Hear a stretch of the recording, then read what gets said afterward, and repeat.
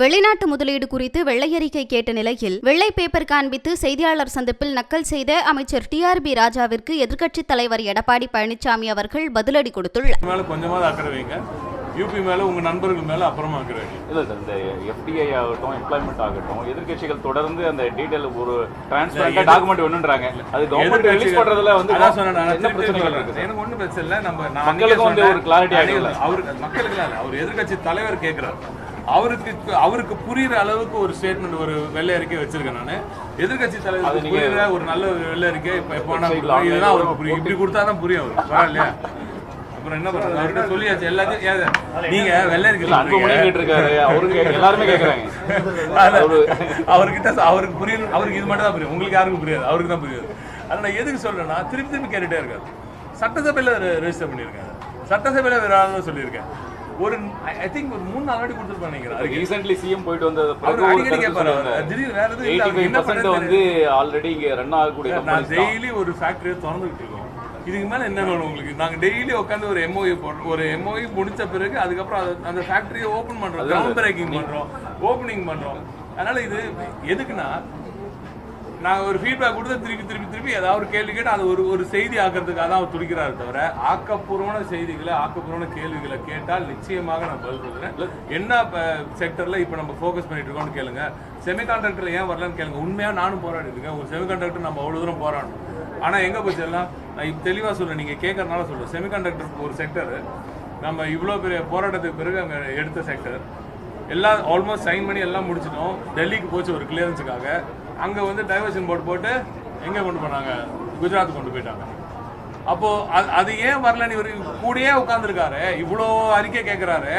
தயவு செஞ்சு லெஃப்டில் திரும்பி, அவங்க இல்லை இங்கே லெஃப்டில் தப்பு, அங்கே லெஃப்ட் ரைட்லேயோ லெஃப்ட்லேயே திரும்பி அவங்க நண்பர் அவரோட இப்போ நான் இது வரைக்கும் நான் இனிமேல் அந்த மாதிரி ஒரு கூட்டணியே அமைக்க மாட்டேன்னு சொல்லி சூளுரைத்து விட்டு இன்று திருப்பியும் போய் அங்கே போய் டெல்லிக்கு போயிட்டு கட்சி வச்சு முகத்தை தொடச்சிக்கிட்டு தான் சொல்கிறேன், நீங்கள் வேறு போட்டுறாதீங்க, தொடச்சிக்கிட்டு வந்த அவர் அங்கே போய் கேட்டிருக்கலாம், ஏன் தமிழ்நாட்டுக்கு ஏன் நீங்கள் கொடுக்கல, ஏன் விடமாட்டீங்க அப்படின்னு அந்த கேள்வி அங்கே கேட்கலாம்.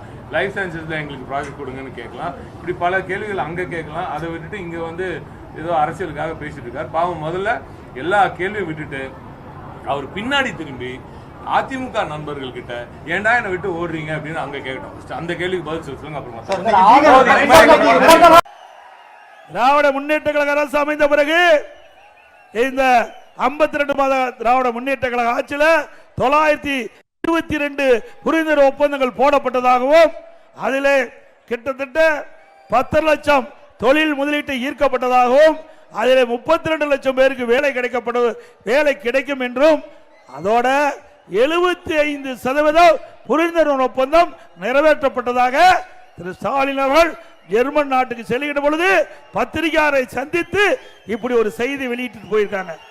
திரு ஸ்டாலின் அவர்களே, திரு தொழில்துறை அமைச்சர் டிஆர்பி ராஜா அவர்களே, இதற்கு விளக்கம் கொடுக்கப்பட வேண்டும். ஒரு முதலமைச்சர் இன்னைக்கு தொலைக்காட்சியில பேட்டி கொடுக்கின்ற பொழுது இந்த செய்தியை சொல்லிக்கிறார். அந்த அடிப்படையில் நான் கேட்கின்றேன், இன்றைக்கு நீங்கள் ஆட்சி பொறுப்பேற்றதிலிருந்து 922 புரிந்துணர்வு ஒப்பந்தங்கள் போடப்பட்டது என்று சொன்னால், அதில் 75% புரிந்துணர்வு ஒப்பந்தங்கள் நிறைவேற்றப்பட்டது சொன்னால், லட்சக்கணக்கான பேருக்கு, சுமார் தமிழகத்தில் 25 லட்சம் பேருக்கு வேலை கிடைத்திருக்க வேண்டும். கிடைச்சதா வேலை? திண்டுக்கல் மாவட்டம் வேடசந்தூர்ல எத்தனை பேருக்கு வேலை கிடைச்சது?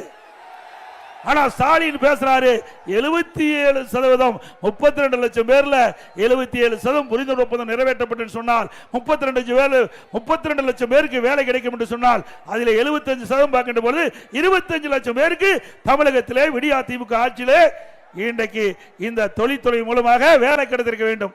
அத்தனை பொய் செய்தானே, பொய்யாத்தானே செய்தி வெளியிட்டாரு. இதற்கு பிரதான எதிர்க்கட்சி அனைத்து இந்திய அண்ணா திராவிட முன்னேற்ற கழகம், அது மக்களால் அங்கே கொடுத்திருக்கிறீங்க. பிரதான எதிர்க்கட்சி மக்களுடைய குரலை ஒலிக்க செய்ய வேண்டும், மக்களுடைய பிரச்சனைகளை எடுத்து சொல்ல வேண்டும். அதான் பிரதான எதிர்க்கட்சியுடைய பணி.